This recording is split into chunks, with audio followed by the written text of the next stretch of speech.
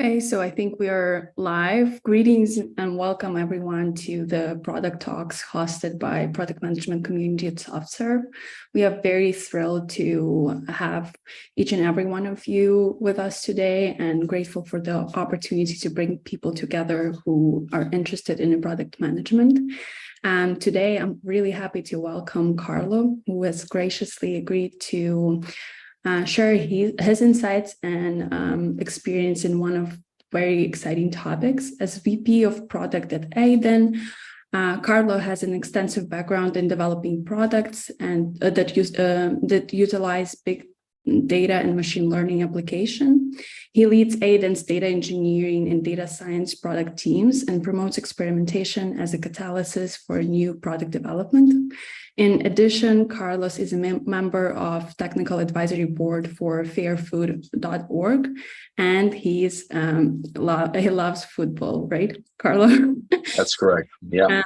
My name is Sofia. Thank you. I'm product manager from SoftServe, and I'm located here in Lviv, Ukraine. I will be moderating today's event, and I'm really excited as well to get to know you guys, the viewers, better. So if you would like, please drop us a note where you're located right now or where you're watching us from today. In the chat. At the end of the Carlos presentation, we will have a short Q&A session, and we'll try to answer your questions. And so please feel free to submit those questions during the presentation or at the end of the presentation. Once again, thank you for joining and hope you'll enjoy. I'm actually sure that you will enjoy this conversation today and the presentation by Carlo. So welcome once again, Carlo. How are you today? Thank you. All good here. Thank you for hosting me. We are very excited to have you. So I think the stage is yours. All right. So you ready? This is very cool. It's like a TV studio experience I'm having right now. Pretty nice. All right. Hi, everyone. I'm very happy to be here. I'm glad you tuned in for this session today. Sophia, thanks for hosting me. It is a great opportunity to chat about my experiences at Adyen and my product experiences. So we're going to dive right in. I have pulled up 3 pictures here of cities from left to right. On the left, you'll find Amsterdam. This is my hometown. I was born there, and it is where the HQ of my company Adyen is located. Amsterdam is a beautiful town. They say it's a town that exploded, but it still has the little-sized elements of a town, and I love it there. I'm one of those people that goes by bike to work, a 10-minute bike ride, and there is something magical about that. In the middle, you find Madrid, a place I also call home. I've lived there for a couple of years, and my partner, she is from Madrid. And yeah, I'm fascinated by the culture, the food, the weather, the people. It's a fantastic place to be.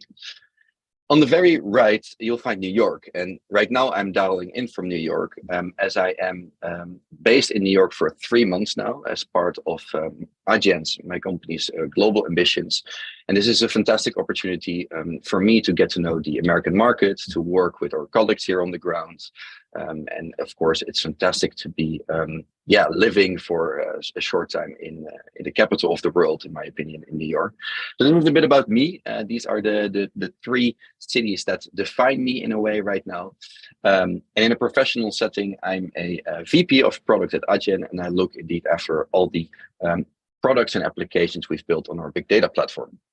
Now, this ranges from commercial applications, for example, a fraud risk engine to try and spot criminals in transactions, and we use machine learning to detect fraud, but also core processes like the crunching of enormous data sets or reports for our customers. That all happens on the big data platform, and I'm very passionate about it, and I'd love to share with you our story here.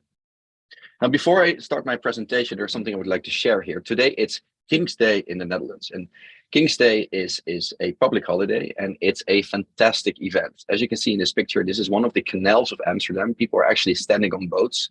I'm there normally every year. Very sad to miss it, but happy to be here today. But it's a public holiday, and everyone, young, old, expat or Dutch, is having a party outside. There are little markets going where people sell their secondhand goods. There are famous DJs playing for free on big squares in all the cities in the Netherlands. And if you ever get the opportunity to be attending the the King's Day event in the Netherlands.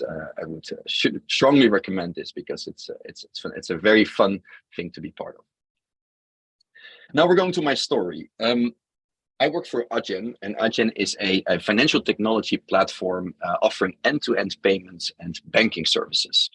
And traditionally, Adyen has been enterprise focused, working for customers like Spotify, Uber, and eBay. And I've been here for 6 years, and no year has been the same. You see that little graph there on the right in terms of volume growth. This is Adyen in a nutshell. We have experienced and we are experiencing hyper growth, and it's really fantastic to be part of this. The speed that it brings, the changes, the new colleagues, the new products, the experiments. I love being part of such a demanding and fast environment.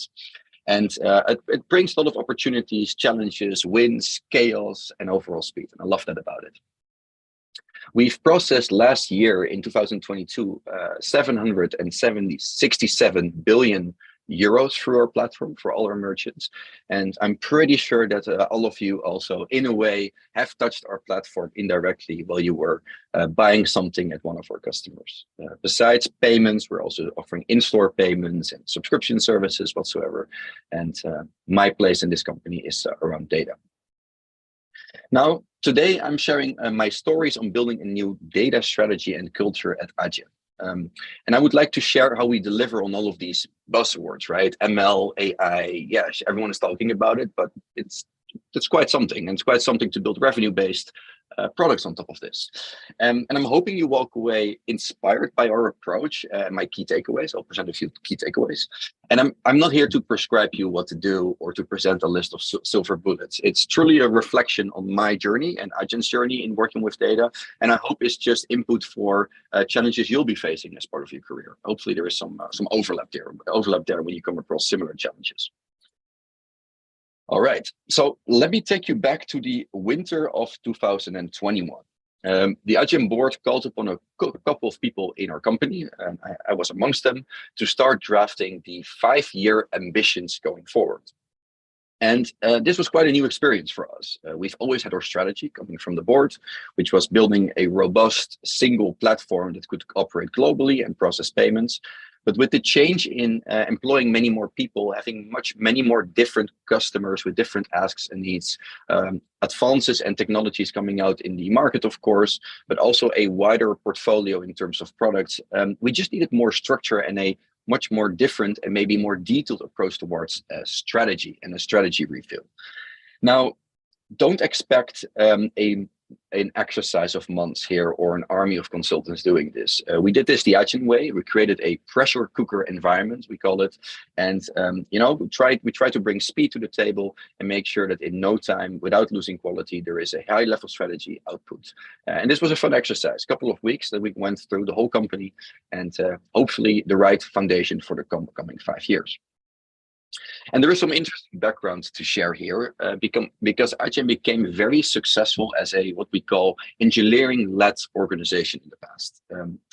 The original vision of Adyen and what we've delivered over the years is to rethink payments entirely, as you can see in this value chain. And we take everything that goes on with payments, and trust me, there's a whole world behind it. We have built in-house and we take care of it. So it's much easier for our customers to just have one integration, one contract, and not think about any other parties that they have to take care of and understand as part of payments processing. And as part of that journey in all those years, Adyen has never acquired another company. Adyen doesn't have a reliance on any third party as part of the flow. But the result of this is a very strong build first mentality, which is fantastic because all product managers and engineers, what we like is to build, of course. The platform is written in Java originally, and I've been told we have one of the largest, if not largest, Postgres database in the world.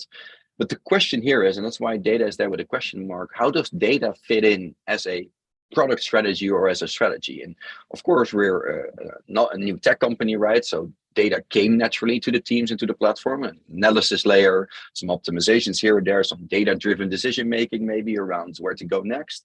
But data products that create revenue or a revolutionary application of machine learning, that's a very different game. And this is where our strategy exercise was focused on from my perspective. So it's a part of the overall company exercise that we're going through.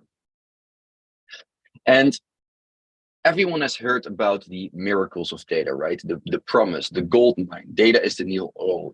You have all heard the statements, and yet, yes, it is a big promise, a large promise, but it's really hard to deliver on this, in my opinion. I think there's a major risk for organizations to remain forever in sandbox mode, where you go from experiment to experiment, trying to find ways.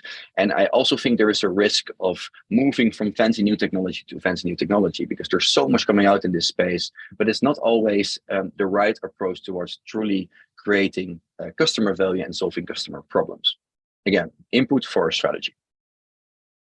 So here we are back in that winter of 2021, and we really asked ourselves, like, what is the overarching vision? What is the overarching direction of data at Adyen? So in other words, we need a strategy. And what's funny about strategy is also one of those buzzwords, if you think about it, right? Just like AI and ML, people use it all the time in many different contexts, but it's often misunderstood. Maybe obvious to many of you, but important to repeat, strategy is not goals or KPI setting. This is a mistake that's often made by many organizations, and it's eventually leading to failure, always. It doesn't describe the actual approach, the actual challenges that the organization has to overcome. It's simply being ambitious, and that's not enough. Goals and KPIs have their value, absolutely, but it's not strategy. I can really recommend reading the book Good Strategy, Bad Strategy by Richard Rummelt. I'm going to use it in this presentation as a bit of a foundation for what we're going through. But he has a very interesting definition of strategy, as in it's a coherent set of analyses, concepts, policies, arguments, and actions that respond to, in this case, a high-stakes challenge. Now we're going to look at this a bit more, but this is for me the background today for strategy setting, and it is a framework that I use personally on a daily basis, almost, in looking at the challenges that are posed to be in Adyen's world. All right, a bit of a theoretical perspective. The first part of the whole strategy setting exercise that Richard Rummelt poses in his book is the so-called need for formulating a diagnosis. And a diagnosis is a detailed definition or explanation of the challenges that the organization is facing. So what are the critical aspects influencing the playing field of a company or a product? Because again, like, this is not just for Adyen as an organization or for you as an organization. I think you can also apply this framework on a product level. And a diagnosis is really a starting point. It helps contain the domain that you're operating in. It gives all the input you need, and it helps to channel efforts later and create focus, because strategy setting, it can go all over the place. And I think many people often underestimate how much time it takes to get to a well-described diagnosis without ending up with a 2,000-page report. So less is more here, but it's definitely something that needs a lot of attention. The second step here is the so-called guiding policy. And the guiding policy is an overall approach to overcome the challenges identified in the diagnosis. And what I love about it is this already zooms in on the company as in where is its value. It's really a analysis, an exploratory analysis to find the advantages that an organization or a product has. Like, what is the actual leverage you can exploit? In other words, what makes your organization or your product or your setting uniquely, what makes it unique? How are you uniquely positioned in the market, and what leverage do you have over competition? A very important exercise.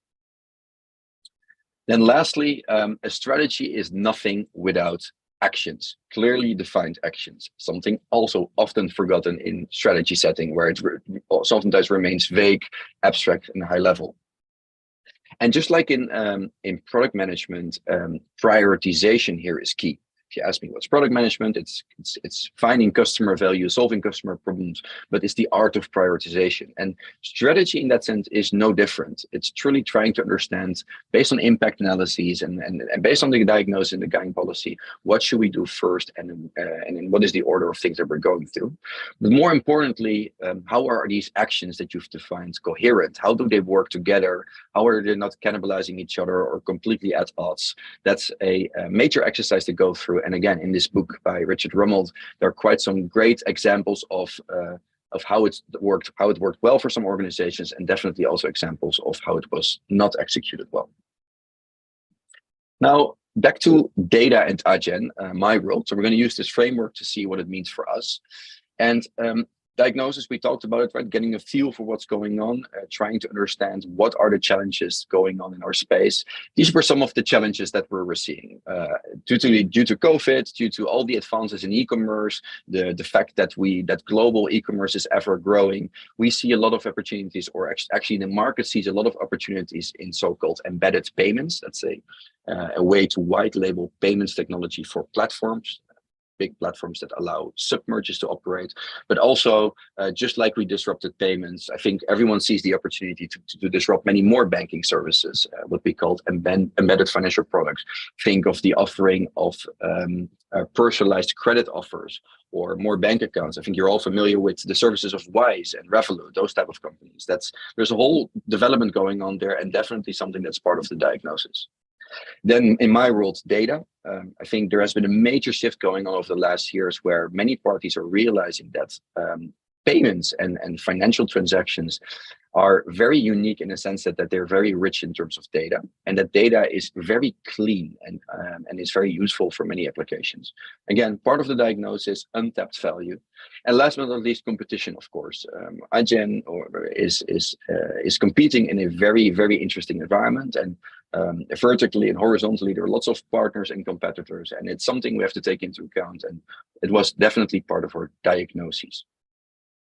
Then you've got the guiding policy, and again, these are leverages or advantages that are truly unique to your organization or product. And in our case, we've built all those years, I said it in my introduction, a single global platform, a true game changer, because any product we release, any change we make, it's rolled out globally, and it works for all our products, all our settings, all our customers. And it's definitely still an advantage compared to competition. Then we've invested for years in banking licenses, lots of compliance and legal work, but also important because it gives us a foundation and a head start for the launch of many more financial products. Then I've mentioned our appetite to build things in-house, and we've done the same over the years for machine learning and all the data collection. Again, because we own the tool flow, we have a lot of data at our disposal, and with the right legal, ethical, and business frameworks, we try to create value out of this. And last but not least, and also important, I mentioned those cool brands all the way at the start. We work for customer relationships. It is part of our guiding policy. We have access to people that have a very good understanding of what the market needs, people at our merchants, and they are, I call them sometimes even co-designers of our products, ambassadors of Adyen. They give us all the input we need to make sure we build the right product and have the right strategy for the years to come. So they're a very important part of our guiding policy, those everlasting relationships, hopefully. Last but not least, stickiness of products, payments. It's a very sensitive operation, right? Like it's if you think about it, without payments working, it's a major risk to businesses, to the merchants we're serving. So our product is very sticky. It needs to work well. There needs to be a deep integration. We are also selling many more products, and it's definitely an advantage or a leverage we could pull if you compare it to maybe other parties that only have a little piece of the puzzle or a little piece of the pie.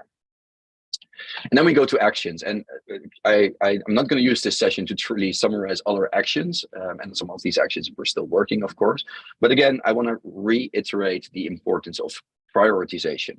That is critical. And in our case, we created a very simple list of product priorities. In this case, product priorities, they're really tangible value that we create in the market, things that we think are game changing and are revenue drivers or solving problems in a unique way for our customers. And then we have core priorities, we call it. Data and big data and everything that comes with it also has a very much what I call a platform purpose, where we enable other teams in Adyen to solve problems in unique ways, or do things faster, or do things cheaper. So think of BI, business intelligence, or reporting platform. Those are products we've built as part of our core offering for other teams in Adyen to use. Now, if I would invite you all right now to go into a whiteboarding session with me, I'm sure that, in the domain of data, big data, this group and me, we could come up with a fantastic list of really, really great ideas. In other words, there are endless possibilities and actions we could define in this realm.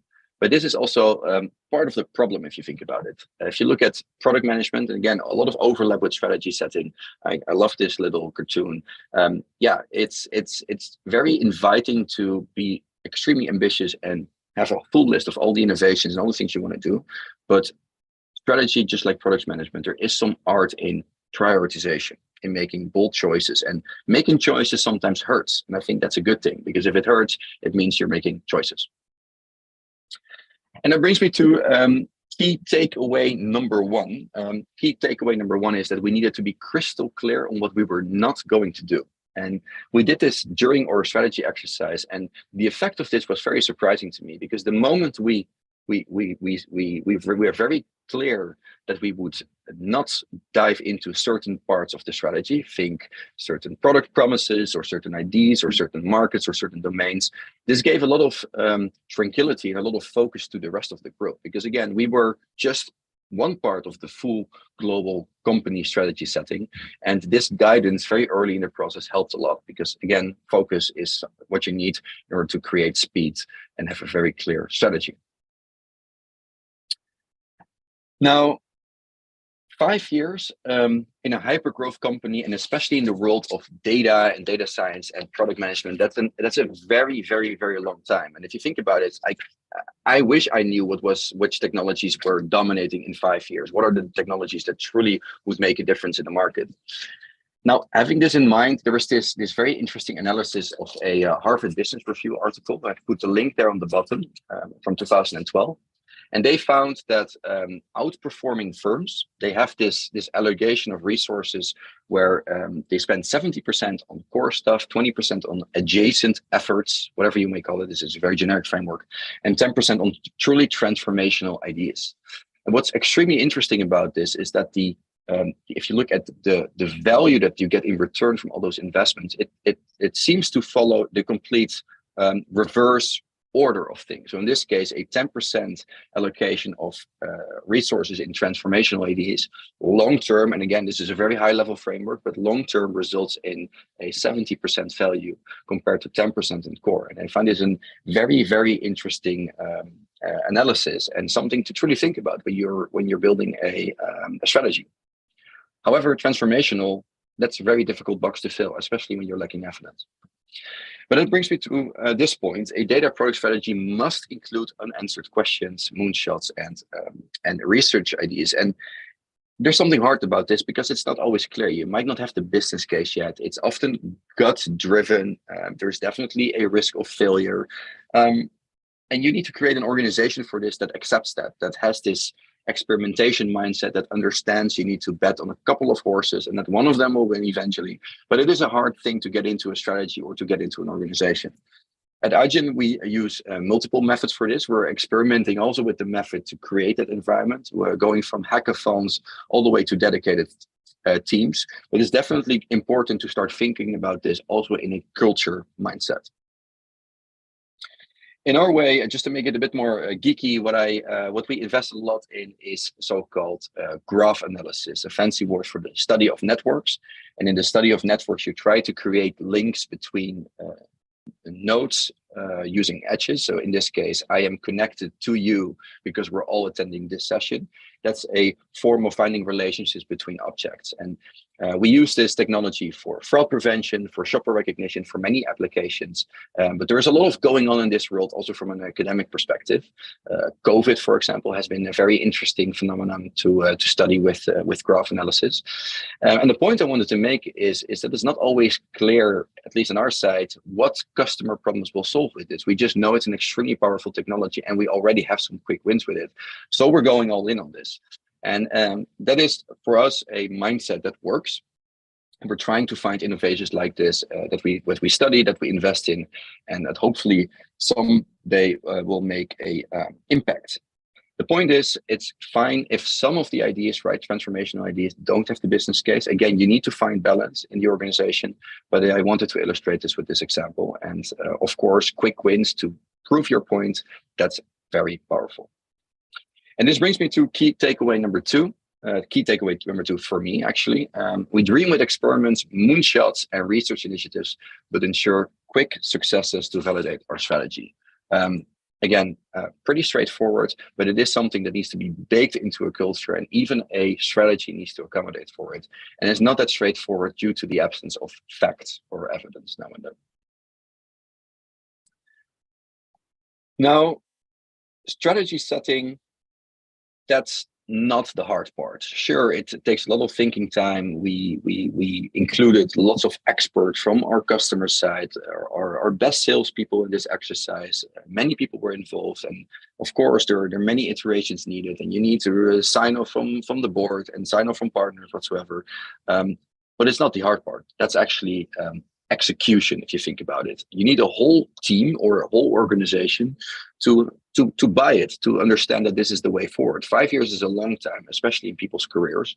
So building a culture and making sure that everyone accepts it is one of the hardest things that I've experienced. And today I'm still experiencing, right? You have leavers, you have joiners. Building that culture and making sure that everyone buys it is something fascinating and something difficult, something challenging. Now, I'm a big Michael Scott fan, by the way, of The Office on the right. A very interesting style of leadership. But what I wanted to zoom in here on the left, the sudden HR gig by new leadership. That's something difficult. If I look back on our strategy setting exercise, you come out of this pressure cooking environment, right? Super inspired, full of ideas. But that's just a group of leaders in this case that came to those conclusions. There was an whole organization waiting anxiously for what's going to happen. They've been hurrying. There was this 6 weeks strategy exercise. What does it mean for me? And this is something to reflect on for me. We had to split teams, we had to merge teams, we had to disappoint people, we had to promote people, we had to create full entire new teams. That's a massive exercise, and it requires some hand-holding, and not everyone is the same here. You have your long-standing employees that for a very long time were used to a certain way of working. You've got new joiners that had very different expectations around what's going to happen, and now suddenly see a strategy changing things in the organization. And if I think back, this has definitely been a challenge and something to consider when you're going through these type of strategy exercises. To make it really concrete with an example, if I now look back, there's one thing that me and my colleagues on the engineering side and on other product side should have done better. I think it's extremely important to have a crystal clear alignment on the answers to the obvious questions. When a colleague asks me or the engineer, in this case, after strategy setting for a certain answer, I think we were running the risk that we had different answers simply because we were embracing speed, but therefore also causing confusion. I think it's extremely important to be perfectly aligned on which teams are we dropping, which teams are we creating, why, the how. Sounds easy, but it requires investment from leadership to prepare for this and make sure that the message is always the same. Then there is hiring. Hiring senior talent and onboarding specifically.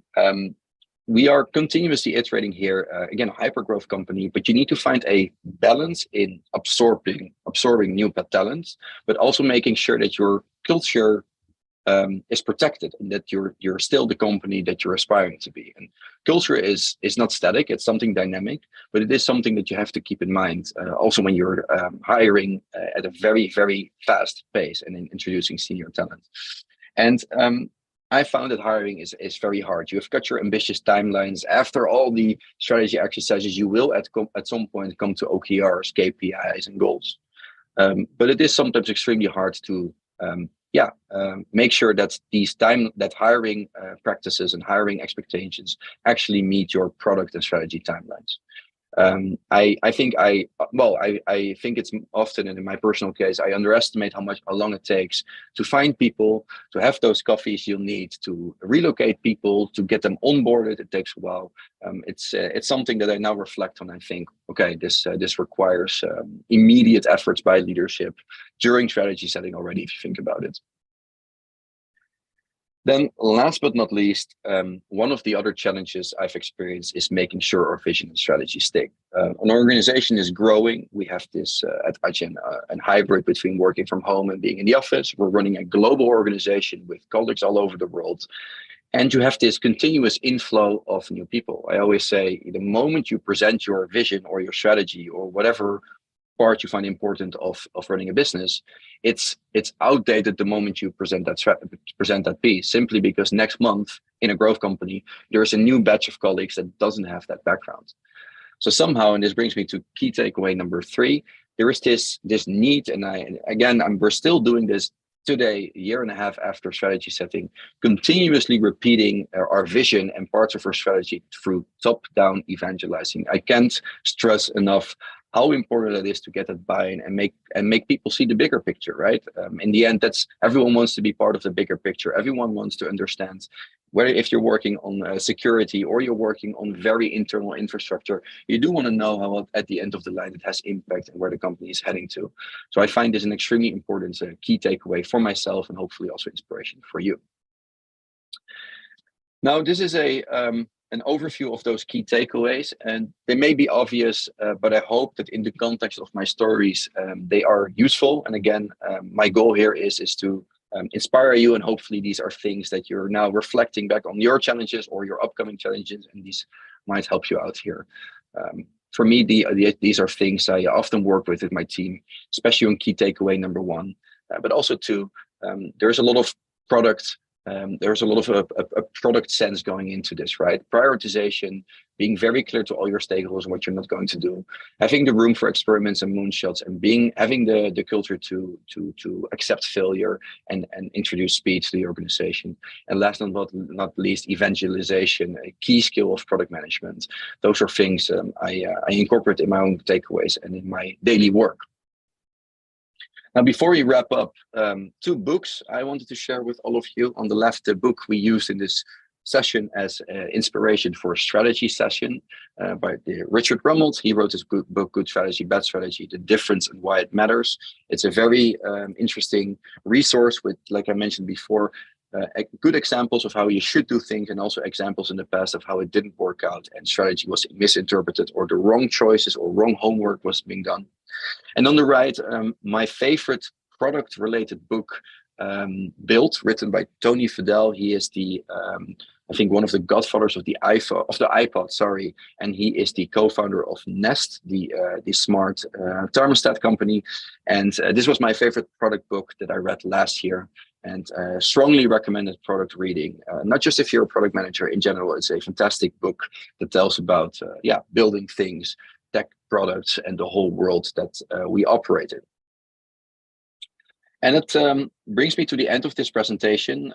I hope this was helpful. I hope my own reflection and Adyen's story, they are a great input and something you can relate to in a way. And I look forward to a very engaging Q&A. I'm looking forward to seeing your questions, and feel free to connect with me on LinkedIn if you have if you have any afterthoughts, feedback for me, or questions. And I would like to thank you all and the organization and Sophia for hosting me tonight. And that's it, folks. Thank you very much once again, Carlo. It was a great and very insightful presentation. Just to remind everyone, you can use a chat on the stream to ask Carlo questions, and we will be able to cover a couple of them on this presentation. I have a question myself. You mentioned being open to experimentations and follow like that best practice for product managers, but how did you know that your strategy is not working? Because I think you didn't catch everything from the first time, right? How did you know that it's time to test something, and what were the triggers for it, like that led you to the experimentation? It's a very good question. In the end, running a business, it is metrics based. So in our case, being able to surface all the success metrics you care about, and whether we're looking at strategy or product, is extremely important. And it's not just revenue or cost. There are many more success metrics to introduce and to have access to on a continuous basis, like churn, stickiness, duration. There's so many ways we can think about this. And I think as part of the strategy exercise, but also on a continuous basis, when you're setting OKRs whatsoever, you do need to have that down-to-earth review almost of those metrics, and truly together as a collective evaluate whether they're moving into the right direction or not. That's input for future experimentation and for stopping an experiment or starting something new. And extremely important in this whole exercise, right? If we bring it the level down to, for example, machine learning, algorithm testing, seeing whether it works, you do need the right frameworks and tools to do this. There needs to be some consistency in measuring effect, measuring success, because otherwise you're going all over the place and measuring apples and pears. Comparing apples and pears. Yeah, makes sense. Thank you. We also have another question from Yaroslav. What is your best practice in addressing to the new employees the importance of bigger picture? Any practical things that you may share how to do it in particular? Yeah, it's a very good question, and I also would love to ask that question to the group. Actually, in our case, what works very well is a very tailored onboarding program where leadership every time shows up. What I do love about Adyen still is that the very last interview of the hiring process is conducted by a board member, which is often also a way to inspire the aspiring hire to buy the strategy and see the bigger picture. And I can't stress enough the importance of documentation here. And in this case, for example, our output of the strategy setting was a very simple deck. What is it? I think 15 slides. Mandatory reading almost, and something we promoted to new hires to read. Last thing we introduced last year, which I'm a fan of, we have so-called strategy sessions, and they're really aimed at new hires or recently new hires. And you could see it as a digital version of a fair where all the different teams in the company, all the way from marketing to product teams like myself, do present their vision and strategy and what's coming next year, fueled by merchant, in our case, customer stories and everything that's going on. Such videos have, for us, proven to be effective in, again, inspiring new employees and seeing the bigger picture here. Mm-hmm. Thank you. And we have another question just fresh out of the chat. Do you measure how people adopted company's culture visions through their working experience with the company? Kind of measures if they are onboarded or do something, something is not working? I think I understand the question. Yes, every year, I think twice a year, if I'm not mistaken, we run a company-wide culture and inclusion survey, a detailed survey, and leadership is tasked by making sure as many people as possible do participate in the survey. In this case, it's anonymous, and they leave feedback all the way on how they feel included in the company, on the daily work perspective, all the way to the bigger vision, but also comment on our teams, on leadership, on our ambitions long term, or the way we work, or values. We have in Adyen a so-called Adyen formula. It's a couple of statements, almost you could say, and it defines our culture, it defines how we work together and who we are. And that survey is often good inspiration to take a step back and reflect as leadership, but also as a whole company, if you think about it, what's going well and what isn't. And of course, the most important part here is to take action. I think everyone hates filling in surveys and never hearing back from it. So that's definitely something that we are very obsessed with, given our hyper growth and the importance of getting people on board, considering our culture. Well, thank you very much for all those feedbacks and insights and taking time to answer the questions. I think we have one last question. Someone is asking if you're hiring. Yeah, we're indeed hiring. On adyen.com/jobs. I assume, but somewhere on the website you'll find all our open roles. We have almost, I think, half or more than half of our organization is tech roles, so product and engineering, and we have offices all over the world. Not all roles are everywhere in the world. We have our engineering hubs where we have our engineering teams and product people. But yeah, we're definitely hiring. Cool. Thank you once again for sharing very insightful presentation and great, passionate topic. And I can tell how passionate you are about this. It was very cool to have you here, and we'll hope to see you sometime again in the future. Thank you very much. Thank you for hosting me and for this invitation. And I wish you all a very nice evening. Thank you. The same to you, Carlo. Bye, everyone.